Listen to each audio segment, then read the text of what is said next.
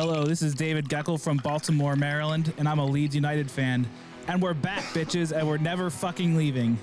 And you're listening to the DU Football Show. Welcome, everyone. My name's Brett Foote from Wisconsin, and the North American Clarets Burnley supporter. You just got beat by company's big, bald head. You're now listening to the DU Football Show. That's going to have to be updated. Yeah. Let's start the show. Born in the land of Bowie, Maryland. Bred to be a fan of fucking Everton. Punch you in the eye and drink your rye. Sam Houston. Sam Houston? Arsenal fans have another Sam. AKA the fucking Gooner Graham. Stump of a lord. Look straight in shorts. Sam Graham, hey. Sam Graham. Fucking United!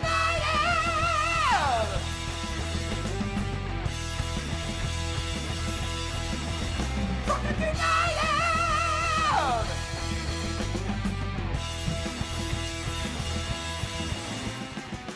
Hello and welcome to DU Does EFL, a completely brief, biased recap of the rest of English football is told by two common American schmucks. What's up, guys? I am your host, Sam Houston, and across the way from me, sipping on the scissor, I'm so high.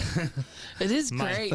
my co-host, Mr. Samuel Graham. How you doing there, brother? It tastes like cough medicine. Yeah, it does. I fucking can't do grape no more. Yeah. That's the only flavor my parents bought as a kid. Yeah, so they're doing a little THC soda pops. I'm like, I took one sip, so I'm making fun of it. Yeah. Legalize it. Yeah. As in our favorite romantic couple on Gemstones. Yes, exactly. Rob's name on Rocket League used to be Master Chief Keef. Nice. Then he changed it because I called him one night a little high. I called him Bobby Smooth. He did So this. now he changed it to Bobby He Smooth. did his name now on Rocket League is I'm Bobby Smooth. I do like that. But because we've never once called him Bobby, he's always been Right, Rob. right, he's always been Rob. He hates Always. being called Bobby. Yeah, But he he said did that. he went up the wall, did some like weird shit, started like air juggling, scored, and I was like, oh shit, Bobby Smooth in the house, and we lost our shit. I want All of to us. see Bobby Smooth someday. Yes. That It's is so fabulous. good. And so he changed his name to I'm Bobby Smooth, but he was Master Chief Keef, which is very funny. And of course, on the ones and twos, producer Mel. How you doing over there, producer Mel? It's a grape soda. It is a grape soda. That's it. That's all I got. Nothing more. We're recording at the DU Public House just outside the nation's capital. You can check us out wherever you get podcasts. And, of course, streaming live every single Monday night. Should you want to chat with us, there is many ways that you can. Mr. Graham, tell the good people how they can get in touch. Absolutely, bruh. It's at DU Football Show on all the socials and stuff, you know. And then it's dufootballshow@gmail.com to get in touch via old school email. Radical. Right? You fucking boomer. Okay. Legalize it. Yeah. Sam, myself, Pope, work in the wine and spirit industry, and both have a deep, passionate love for all things distilled spirits. So as the red-blooded Americans we are, we've got to have a drink in our hand throughout this show and every single show. We are drinking the same whiskey. Graham and I will get to our beers during injury time. But Mel has got 3 lovely cocktails, and she's going to talk about do. one here and then the other 2 on injury time. So what do you got, producer Mel? Which actually, but real quick, I'm sorry. You can find a patreon.com/DU Football Show for just $5 a month with no opinions, $7.50 with opinions. I forgot. Good little hoe. Good little hoe. Thanks. Oh my God. Mel, you're Yoju. Yes, it is called Yoju, and it is a soju cocktail made with yogurt. Uh-oh. Yes. You can yes. almost smell yogurt in a that. cocktail, you better believe it. Soju, yogurt soju is a classic Korean cocktail that's delightfully creamy yet refreshing. You can smell the cream on the nose. Yeah. And We this is the... show the camera. It's clear. Yeah. Like it's not Yeah. it's not thick. It's not an RAR. It's not a out of order. They say we think this deserves to be shared outside the walls of Korean barbecue joints and karaoke rooms. I like it. They describe it as creamy, a little tangy, and light. And this is the original. Which it's is just original. lime. Yeah. Lime is what the original is. Wow. It's the Not what cream. you're expecting, is it? No, the cream flavor is there big time. The mouthfeel is there big time. But again, I mean, it's a little cloudy, but it's not like thick. It's not an out in order, which is like milk. Which I have one in there. Yeah, this is it's got a creamy mouthfeel, but it's really lovely, and particularly with that Ikiban chicken sandwich. I bet. We had the lychee one, which is we'll be talking about on Injury Time, and that'll be the second one you'll be trying. Okay. We had lychee nut. It was so fucking good. Oh my god, it was such a perfect Spoiler pairing. alert, I prefer the lychee, but the lime is very good. Yeah, the lime was quite good. Yeah, that was delicious. We didn't get to sample the lime when we were at the. Now there was a bit of sweetness, county fair. a bit of sweetness there that may turn me off from having multiple. But I definitely have one as like a dessert to a sushi meal or something. That was fantastic. Yeah, you have that with the right meal. That really works. Yeah, Like big time. Korean spicy wings, Or something like that. One of the very underrated wine pairings is Riesling with spicy Asian food, like spicy Chinese, for instance. Oh yeah, absolutely. Because it's that counterpoint to the spice. It's that sweetness that it offers you that balances your palate. I could see the Korean barbecue and that being phenomenal together. Yeah, Gewürz goes really well with spicy food too. I used to always do when I would make jambalaya at the house before I started dating Mel. I would make jambalaya and I would have a bottle of Gewürz. That would be while I was making it and while I was eating it. That's when he was contemplating whether or not he was going to talk to Mel or Jameson, Yeah, exactly. who he met at the pub the week before. Yeah, precisely. Well, let's go ahead and get to the action. Championship Corner! I've fallen and I can't get No, that was up. Tegan. Oh no! Yeah, exactly. Fucking hell. Two clubs have punched their ticket into the Premier League. It took me about 4 hours to make fun of it. Yeah, it did. I did good. Leeds and Burnley are both coming up. Now, who's going to win the league is still up for grabs. They're still level on points with each other. It doesn't matter.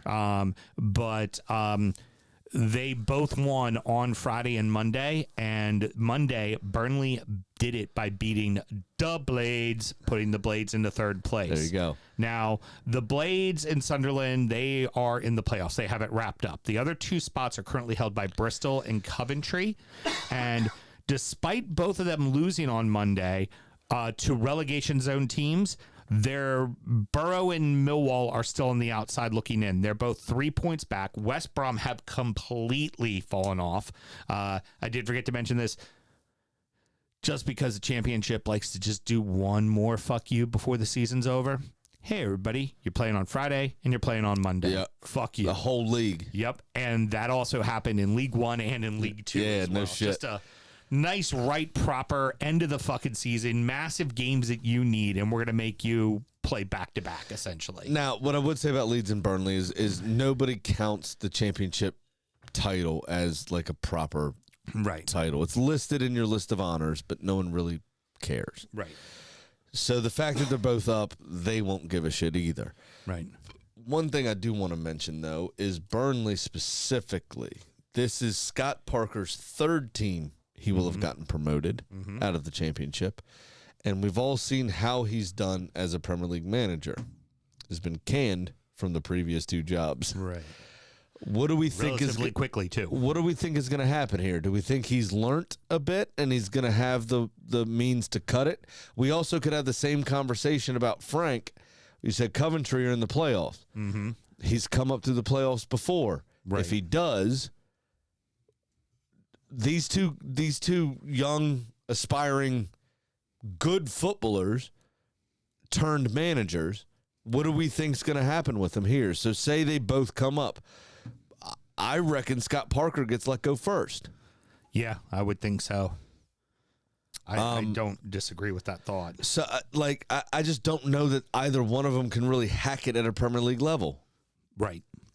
Now, here's the one thing I would say for Burnley. The record for the least amount of goals is something like 28. Burnley's on 15 goals against this season. I know. 15. And there's only like 3 games goals left. Against. Yeah. The reason 15. I know that, and I know you're going to come on to it though, former Gooner, Aaron Ramsey, has taken charge of Cardiff City as player manager through the end of the season. No shit, really. They fired their coach. They sit, I think, 2 points off safety with 3 games remaining to be relegated to League One. But the post-match press conference on Friday from their former manager, I can't remember his name, it said, the journalist asked him something along the lines of, what are you going to do to get this team scoring goals? And he said, well, what would you do? He was like, I'm not the Cardiff City manager, am I? He goes, oh, you aren't? You're not? What would you do, though? Like, what? So in retrospect, after being canned, it looks like he was genuinely looking for ideas. Yeah, like, because he didn't fucking know what to do. Didn't know what to fucking do. So Aaron Ramsey's taking charge, which is pretty fucking cool to see. He's been in a spot. He's been doing his coaching badges and stuff at Cardiff since he's been there. Right. Doing player managers, kind of sweet. Congratulations to Leeds and Burnley. They deserve it. They've been the best team across all competitions this season in the championship. And we thought. The 15 goals Burnley against is fucking insane. Yeah. And there's only 3 games left, which is the point of he's going to easily beat this record. Yeah. The Dyche Burnley teams that used to be that stout defense, they ain't shit in comparison. No. Like, and you know what I'd worry about for somebody like Aaron Ramsdale, who I think will find a club, but probably not as a starter, unless a big team comes for Jordan Pickford for some reason. Right. I think Aaron Ramsdale will be a great fit for Everton. What I would worry about for Ramsdale is the way Trafford is playing. If he comes up to the Premier League and shows even a microcosm of this form next season, Trafford is the third choice England keeper, not Aaron Ramsdale. Oh, agreed. And I think Nick Pope retains his spot as the number 2 behind Jordan Pickford. Behind Pickford, yeah. I don't disagree. At all. I think Aaron Ramsdale could once again be the odd man out, is my concern. But say Manchester United is going to need a keeper, for instance. If they win the Europa League and can offer Pickford Champions League football and they have the money to spend for whatever reason, don't know how they would, but if they do, they stop serving pickles. At Old Trafford. Well, that's how they save some money. Pay for, that's how you get Pickford money. Yeah, pickles for Pickford. But that could be a landing spot if they can offer him Champions League football, and he would exponentially make United better. Oh God, yeah. Because Onana and the Beostian or whatever his name is, they both are fucking horrid. Yeah, they're terrible. Both horrid. Yeah. So if you could get somebody like that, I think Ramsdale would be a great replacement for Everton. Bottom of the table, it is still completely up for grabs. Even Cardiff and Luton and Plymouth all are within 3 points of getting out. So it can still happen. Pompey is almost guaranteed safe. They have 2 games left, and they are 6 points ahead of the drop. So what you worry there is, do they end up, they would have to lose both of their games. Everybody else below them would have to win both of their games, and there'd also be like a 10-goal swing. So in all likelihoods, we're getting a South Coast derby next year. So it looks like that's going to happen. Spend your money on whatever the app is that carries the championship next season.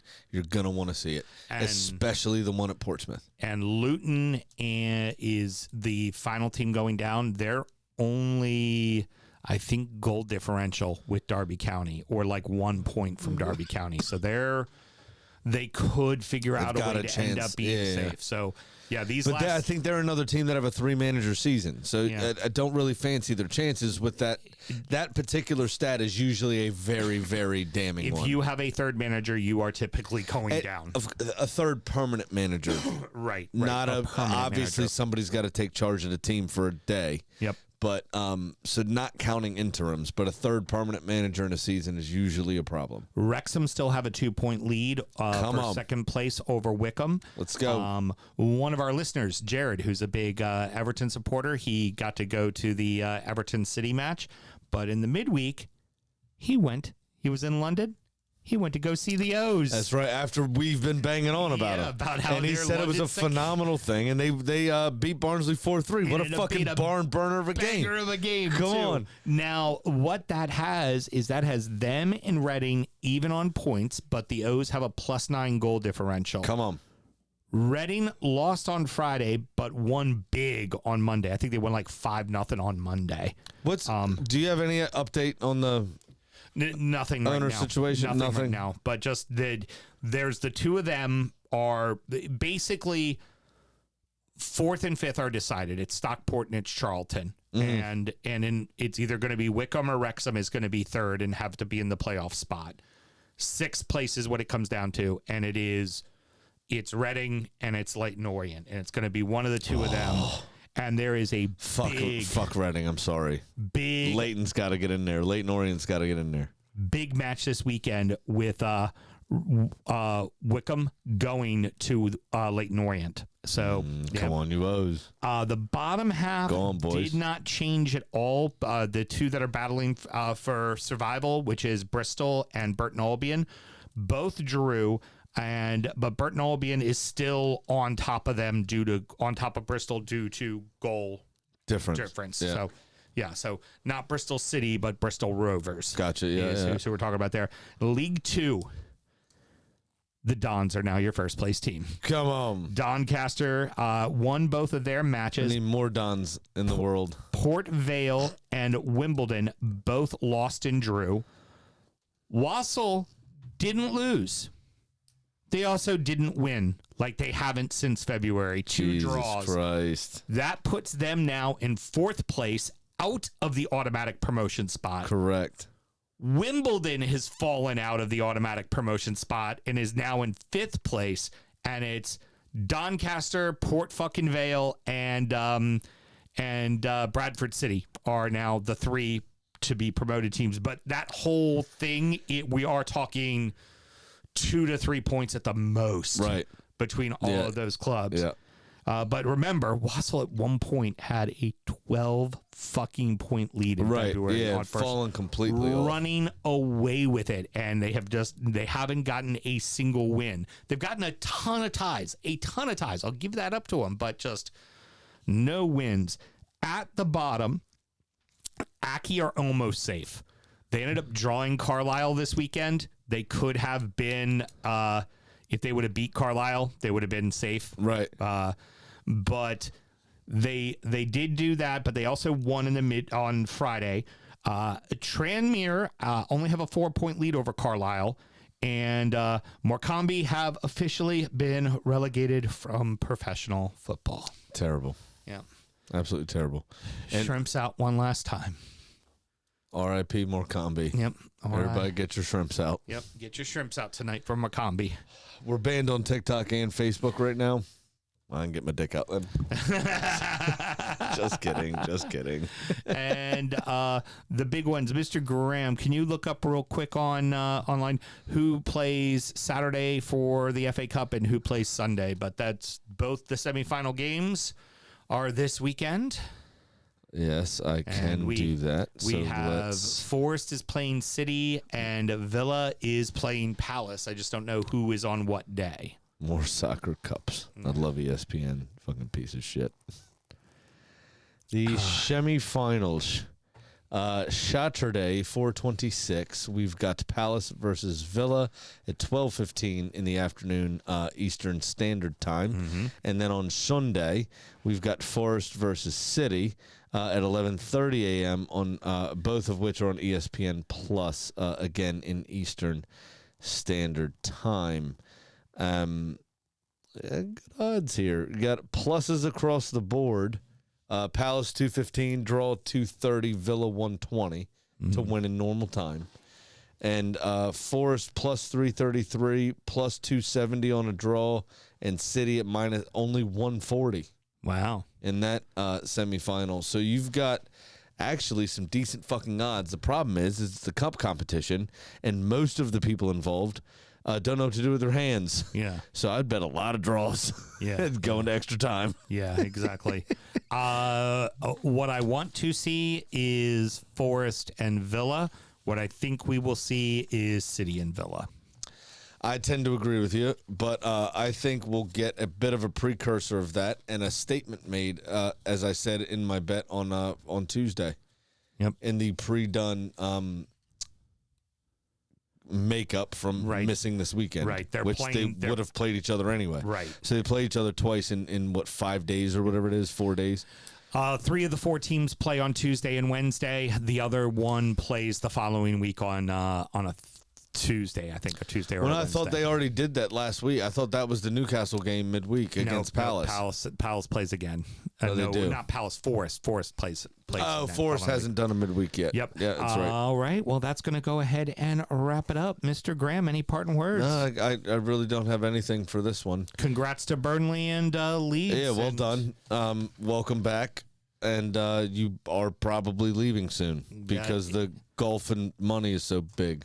Yeah, you need somebody to fuck up. You But need at somebody least to you have have a bad somebody season. that knows the topics. Yes, knows the topics. Knows the topics. We get him back again. So I'm it'll be excited fun. for those press conferences, I'll tell you that. All right, next up is Injury Time, where we're going to preview the weekend's action. We're talk about the beers we were drinking and check in on our fantasy team and, of course, our adopted club. Should you want to support the show, Mr. Graham, how do you go about doing that? Last time tonight, it's patreon.com/DFootball show. Sign up to that $5 tier, and you get everything else we have to offer. You just don't have the ability to have an opinion. If you do $7.50, you can tell us what you want. Yep. What you think. Like Taylor did. Till next week, everyone. Good night.